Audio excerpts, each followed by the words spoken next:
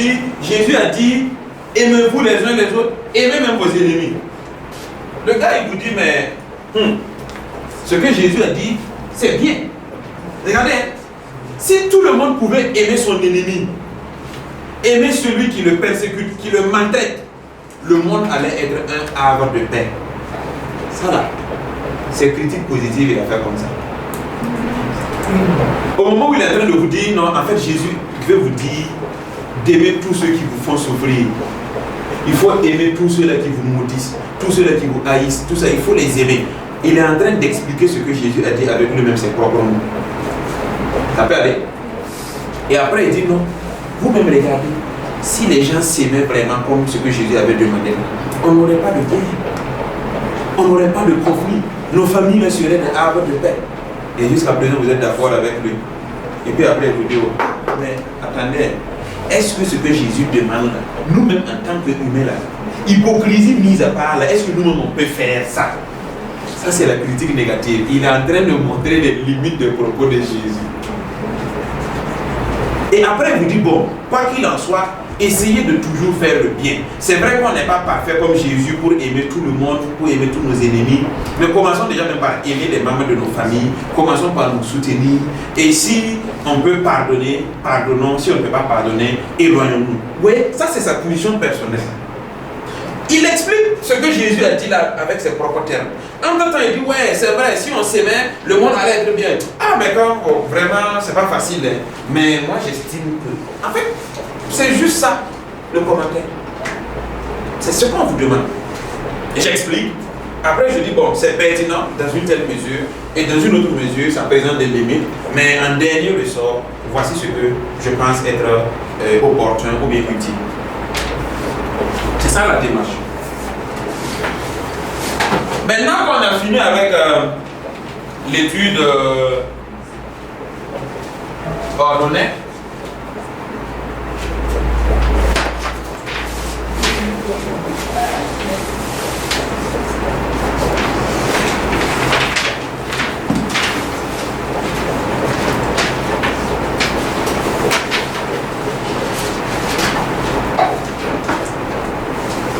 on va passer à l'intérêt philosophique.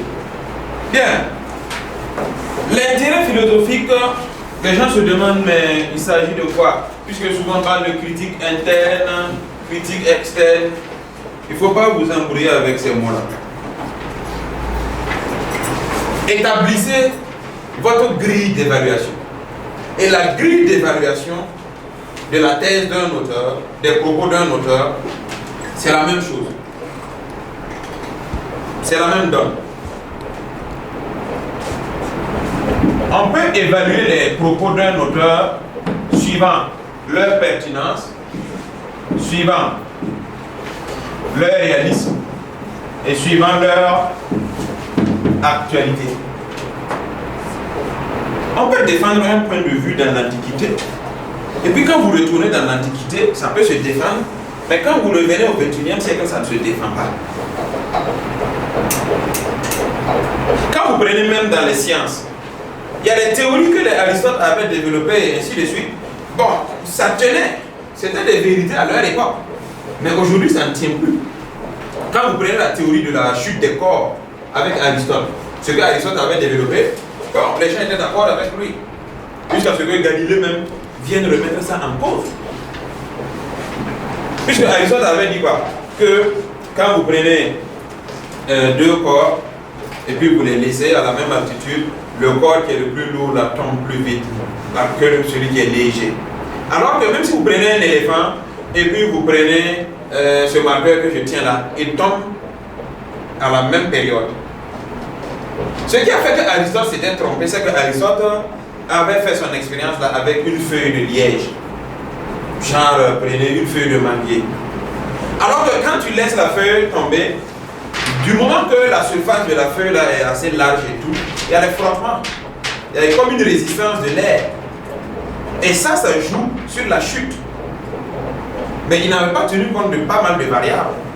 Et jusqu'à une certaine période, ce que Aristote avait dit là, faisait office de vérité incontestable, irréfutable. Mais aujourd'hui, ce que Aristote avait dit à l'époque ne tient plus la route. Ce n'est plus d'actualité. Entre-temps, on avait dit que les ancêtres des Noirs, c'était les Gaulois. Oui, on avait dit que nos ancêtres là, c'était les Gaulois. Ça tient toujours aujourd'hui. Entre-temps, on avait dit que la philosophie vient de la Grèce antique. Est-ce que ça tient toujours? Parce que l'expérience, l'histoire et tout, ça a démontré que l'Égypte antique est le berceau de la philosophie, de la médecine, et ainsi de suite. Il y a des auteurs grecs même qui ont témoigné. Donc, vous voyez, ce qu'on avait dit auparavant, que la Grèce antique est le berceau de la philosophie, on ne peut plus tenir ce discours-là aujourd'hui. Souvent, quand vous évaluez les propos d'un auteur, évaluez les propos de l'auteur par rapport à leur actualité. Vous voyez, c'est comme si on dit non, tout homme doit aimer son pays, il doit aimer sa patrie, il doit même donner sa vie pour sa patrie. Vous pouvez dire, ouais, c'est vrai, c'est bien. Une telle leçon de patriotisme, c'est bien. Mais peut-être que ça, c'était au moment où nos pays étaient vraiment dirigés par des gens dignes. C'est peut-être au moment où nos sociétés avaient encore des valeurs. Aujourd'hui, où nos valeurs morales sont en perte de vitesse, ça sert à quoi de mourir pour un pays qui ne mérite même pas son sacrifice, qui ne mérite pas notre sacrifice, qui ne mérite même pas que nous mettions notre vie en danger pour ce pays. En fait, c'est ça l'actualité. On dit oui, il faut respecter les aînés. Il dit oui, respecter les aînés était vrai à une époque où la blancheur de la barbe même était synonyme incontestable de sagesse. Mais aujourd'hui où nous avons un décalage entre la croissance physique et la croissance spirituelle, on se retrouve avec des adolescents qui ont un extrait de naissance qui affiche peut-être 100 ans sur le compteur. Donc comprenez que nous ne sommes plus dans le même contexte qui nous oblige à la même obéissance. Il faut respecter les grands frères. C'était vrai. Ça a été vrai dans une Afrique et dans une société où le respect ne se donnait pas en fonction de la poche, mais en fonction de l'âge, en fonction du droit d'aînesse. Aujourd'hui, cette vérité ne tient plus la route. Bon, c'est pas pour vous dire d'aller mettre ça dans vos devoirs, mais c'est pour vous dire que c'est ça un peu l'actualité. Vous voyez un peu? Il y a eu des moments où des thèses racistes ont prospéré. Où on a dit que non, le noir est inférieur au blanc. Et il y a même des généticiens qui se sont amusés à envoyer comment on va appeler ça, des arguments génétiques. Mais tout le monde sait que ça ne tient pas la route. Ça ne tient pas la route. C'est comme quand, avant l'avènement de la psychanalyse, avant Freud, on avait dit, mais l'homme est totalement parfait. Mais est-ce que ce point de vue-là est d'actualité? Est-ce que ça marche de nos jours? Maintenant que nous avons plusieurs cartes en main dans la psychanalyse qui permettent de comprendre que l'homme n'est même pas maître chez lui-même. L'homme n'est pas maître de lui-même. Est-ce qu'on peut tenir encore ce même discours? Ce n'est pas possible. Il y a eu un moment où les Blancs en Afrique, on avait des commandants de cercle, ils venaient, bon, ils se baladaient comme ils voulaient. Mais est-ce qu'un Blanc peut venir encore se promener et dicter sa loi comme il le faisait au moment de l'esclavage ou bien au moment de la colonisation? Même si la forme, on peut dire que ça a changé en termes de forme, mais il y a eu quand même un changement.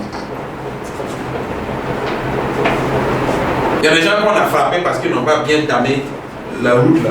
Tout simplement parce que le commandant de cercle à l'époque a remarqué que quand il a pris la route pour aller au niveau du cercle là, et sa femme tremblait comme ça, les seins de sa femme là, ça tremblait. Donc lui il a évalué à partir de ça que non, la voie là n'a pas été bien tamée. Est-ce qu'il peut revenir encore et puis soumettre nos grands-parents à ce même traitement?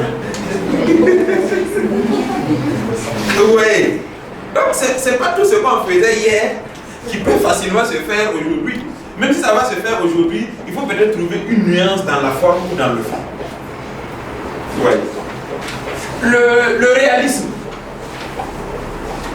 Vous voyez, moi je peux venir vous dire qu'il faut mettre les élèves dans les conditions pour que les élèves puissent bosser. Et vous êtes d'accord avec moi? Et je vous dis qu'un élève qui est dans les conditions est productif. Un Un élève qui est dans les conditions est un élève qui travaille à multiplier son intelligence. Et jusque-là, vous êtes d'accord avec moi. Et j'ai dit, bon, j'ai proposé au gouvernement du Burkina Faso de doter tous les établissements scolaires du Burkina Faso de climatiseurs. Bon, entre-nous. Non, entre-nous. Est-ce que c'est réaliste? C'est pertinent, hein? On est d'accord. Vous allez dire, vous allez dire, ah monsieur, nous on est d'accord avec vous. Nous on est d'accord avec vous, parce que nous-mêmes on aime le faire. Mais monsieur, est-ce que ça là c'est faisable? En fait, vous êtes en train de me montrer que mon idée n'est pas réaliste. Quoique c'est pertinent. Ça veut dire qu'il y a un lien entre les conditions d'études et les performances. Ça, vous êtes d'accord avec moi? Il y a un lien, c'est pertinent. Mais ce qu'on demande de faire là, c'est pas évident. C'est comme si on dit, bon, pour que l'enfant soit à l'aise et qu'il travaille mieux, il faut augmenter son argent de poche. Et puis après on dit, bon, si l'enfant gagne 200 000 francs comme argent de poche, ça ne fait rien. Alors que toi-même tu sais que bon, 200 000 francs qu'on va prendre côté de toi. Bon, si on prend 200 000 francs et on donne à tous les enfants, est-ce que le papa même va se retrouver avec quelque chose à la fin du mois? Donc c'est pas réaliste. C'est comme ça qu'on évalue le point de vue d'un auteur. Ça c'est pertinent, ça c'est pas réaliste, ainsi de suite, ainsi de suite. C'est pas d'actualité, là c'est pertinent, c'est réaliste, mais sauf que ce n'est plus d'actualité. Vous évaluez en fonction de ça. Maintenant, ce qui est plus simple à appliquer, c'est quoi? Vous avez l'auteur, vous avez les adjuvants, et par là vous avez les opposants.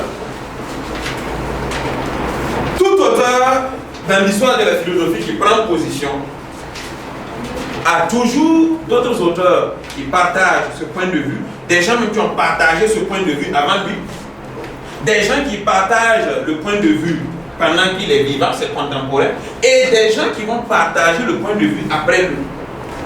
Le thème a un intérêt philosophique majeur. Parce que, vous voyez, moi je peux laisser tomber ça. On va supposer que c'est du diamant. Si vous savez que c'est du diamant, c'est sûr que, en tout cas, il y aura peut-être une course pour s'emparer. C'est ça, non?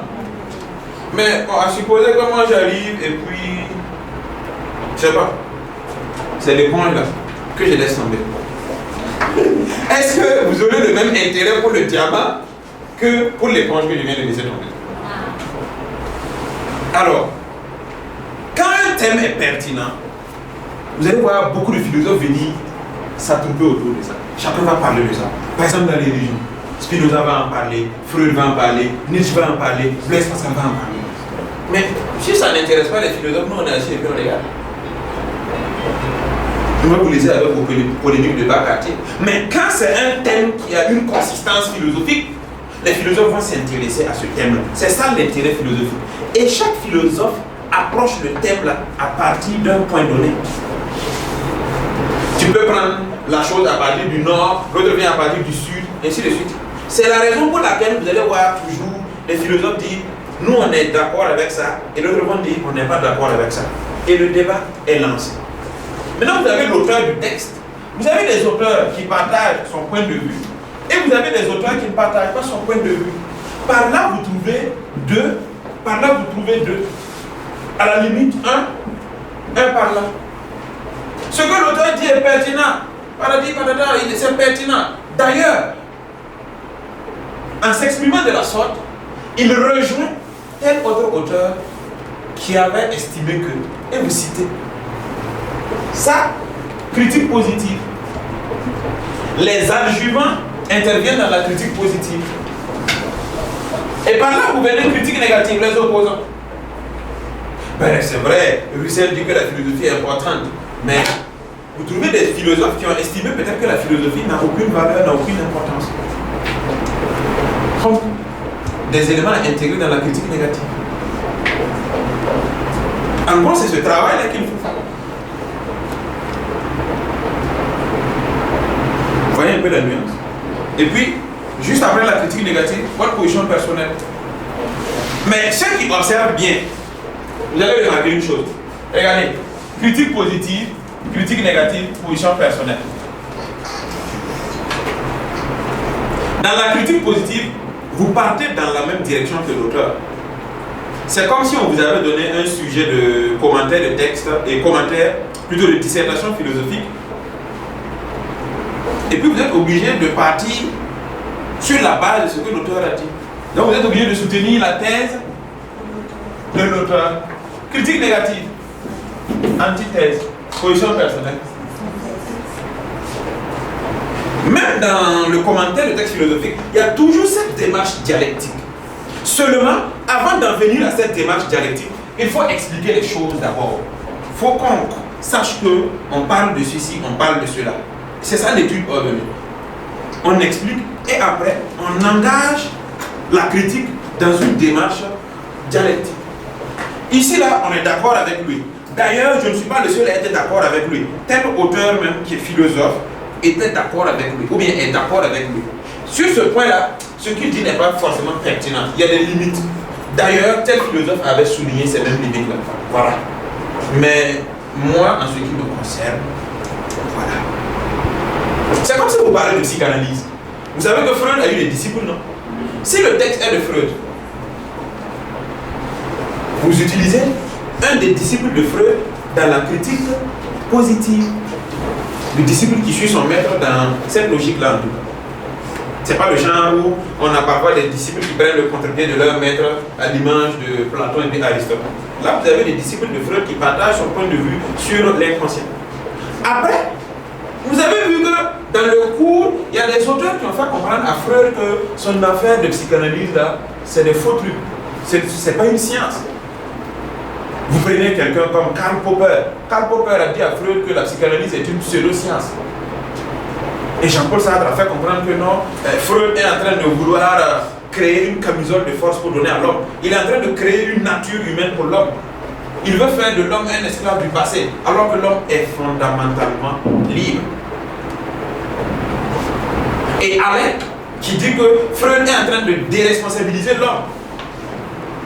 Donc vous voyez ces gens-là, vous ne pouvez pas les mettre au niveau des adjuvants, parce qu'ils ne sont pas là pour soutenir Freud, ils sont là pour s'opposer à Freud. Soit pour dire que la démarche de la psychanalyse n'obéit pas aux règles de la science, soit pour dire qu'en instaurant même la psychanalyse et en faisant croire que l'inconscient existe, Freud est en train de faire en sorte que l'homme même ne va plus être responsable des actes qu'il pose. Si l'homme n'est plus responsable des actes qu'il pose, qui en sera responsable alors? Qui? Si vous posez un acte, vous avez déjà vu quelqu'un qu'on a attrapé et puis il dit bon, moi j'étais ivre, et puis on dit bon, alcool, lève-toi, on va te condamner. Mais mon ami, on ne t'a pas attaché, on ne t'a pas purgé avec, entre guillemets. Tu es parti librement et volontairement t'asseoir pour boire. Tu emportes la responsabilité. Par exemple, en justice, là où il y a des circonstances atténuantes, c'est quand on arrive à prouver que c'est un crime passionnel. Par exemple, vous arrivez, vous trouvez votre mari avec son amant, ou bien votre femme avec son amant, et vous êtes vraiment dans la colère, une colère noire, et puis bon, vous les tuez tous les deux.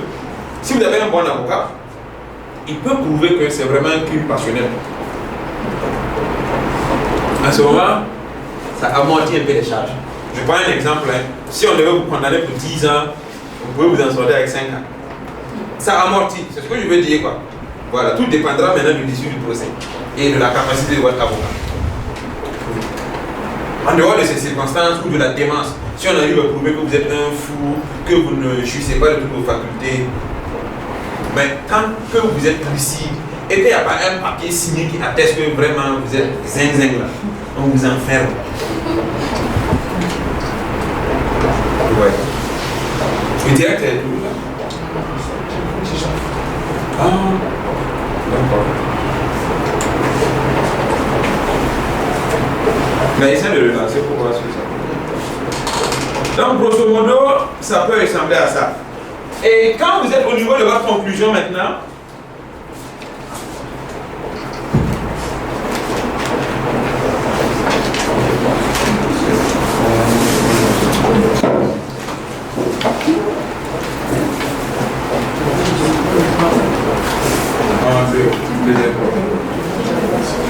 Voilà. La conclusion. Vous venez de lire un texte. Vous ne pouvez pas dire que vous avez lu le texte là et puis ça ne vous a rien apporté. Oui, mais non, je suis au niveau de la conclusion. Quand vous êtes dans la conclusion, commencez par indiquer ce que le texte vous a apporté. La lecture de ce texte de Freud nous a permis d'en savoir un peu plus sur sa théorie de l'émotion. Elle nous a donné plus de clés de compréhension sur l'interprétation des rêves. Voilà. Ça, c'est ce que le texte vous a apporté. Tu ne peux pas lire un texte comme ça et puis ça ne t'apporte rien. Ça va toujours t'apporter quelque chose, un plus. Tu indiques ce plus là.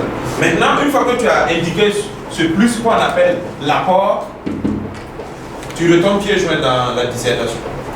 Tu fais bilan, position et puis ouverture. Quand vous voulez faire un bilan, en gros le bilan c'est ce qui a marché, ce qui n'a pas marché. Force, faiblesse. Donc critique positive, critique négative. Maintenant, la position là, c'est ce que vous-même vous avez proposé comme solution. Dans une dissertation, la solution c'est un peu le résumé de la synthèse. Dans un commentaire de texte philosophique, la position c'est le résumé de votre position personnelle. Maintenant, quand vous proposez, quand vous envoyez votre position, ça soulève des inquiétudes. Vous choisissez une inquiétude et c'est ça qui fait l'ouverture. Ah oui, oui, on a remarqué que le Burkina Faso est indépendant sur le plan culturel, force, si vous voulez, terre, si vous voulez. Mais au plan militaire, avec ce qui se passe avec l'opération Barkhane et tout, il faut quand même reconnaître que nous ne sommes pas forcément indépendants. Nous dépendons toujours de l'offre militaire extérieure. Maintenant, pour une réelle indépendance du Burkina, vous êtes dans la synthèse, il faut que le Burkina Faso apprenne à compter sur lui-même dans la défense de son territoire. Vous êtes d'accord? Et puis après vous dites, ah, vraiment c'est bien beau, mais c'est avec cette armée-là qu'on va défendre notre territoire. Une armée sous-équipée. En fait, c'est peut-être... Vous relancez le débat. Cependant, est-ce avec une armée sous-équipée que le Burkina Faso entend relever ce défi sécuritaire? Point d'interrogation. Et vous voyez que ça, c'est un sujet de débat. Normalement, quand l'ouverture est bien faite là, on doit pouvoir prendre ça et puis donner à d'autres personnes comme sujet de réflexion. Donc quand vous finissez l'ouverture, posez-vous la question, est-ce qu'on peut prendre ça et donner sous forme de sujet ou bien thème de réflexion? Si vous estimez que c'est bon, c'est que c'est bon. Bien, on a fini avec la théorie. C'est pas simple. Merci à vous. On va souffler un peu. On va aller pour une lecture silencieuse de quelques minutes. Pendant ce temps, on va souffler un peu pour revenir lire ça et puis essayer d'appliquer. Je peux voir avec le pot, lui laisser quelques exemplaires. Maintenant, pour faciliter le travail, et comme je l'avais déjà annoncé, nous on va traiter ce texte-là en 10 questions. C'est-à-dire on prend 10 questions, pose les questions là, on répond aux questions, et puis vous allez voir que les réponses que vous allez donner là, c'est ça qui va vous permettre de construire l'introduction, construire le développement, construire la conclusion. Juste en 10 questions. Le défi pour vous, c'est de mémoriser ces questions, mémoriser l'ordre de ces questions, et puis face à un texte, vous répondez progressivement aux questions. Vous isolez les éléments, vous construisez les phrases, et puis c'est tout.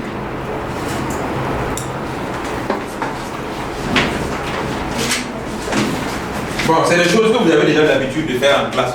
Sauf que peut-être avec le professeur, vous n'avez pas numéroté les questions pour dire question 1, question 2, question 3.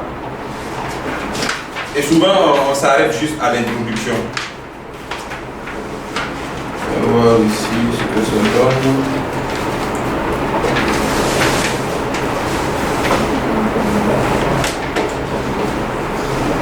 Donc, ça donne ça par exemple. Vous faites le commentaire dirigé, non? En gros, bon, vous vous arrêtez. En boulot ici. Qu'est-ce que l'auteur dit dans un premier temps, dans un second temps, force et faiblesse. Sauf que vous n'entrez pas en profondeur, vous ne prenez pas pour faire une rédaction complète. Ouais. C'est la D. Oui. Quand vous posez cette question, de quoi parle le texte? Ça vous donne le thème. À quelle question répond l'auteur? Ça vous donne le problème. Que dit l'auteur à ce sujet? Ça vous donne la thèse.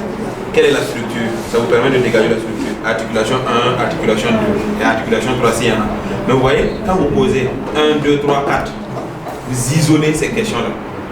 Ça vous permet d'avoir une introduction. Dans une introduction, il y a 6 éléments. Il suffit de mettre le préambule juste avant le thème et de mettre le plan juste après la structure. Et vous avez vos 6 éléments. Maintenant, qu'est-ce que l'auteur dit dans un premier temps?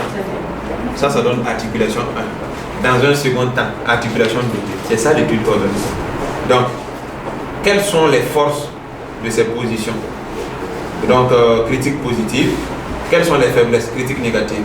Quelle appréciation personnelle? Donc, ça c'est la position personnelle. C'est ça qui vous donne la position, voilà, position finale, intérêt philosophique. Tout ça c'est mélangé. Maintenant, quel bilan et perspective proposer?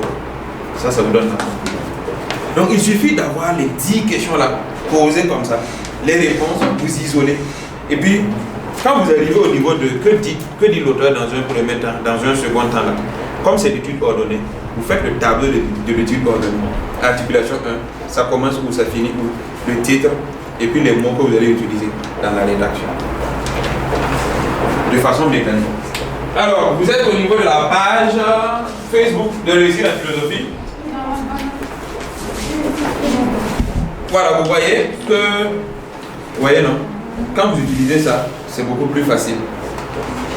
Vous posez seulement les 10 questions. Vous avez vos réponses et le travail peut commencer. Ouais. Et c'est une image, vous pouvez télécharger l'image. C'est une image.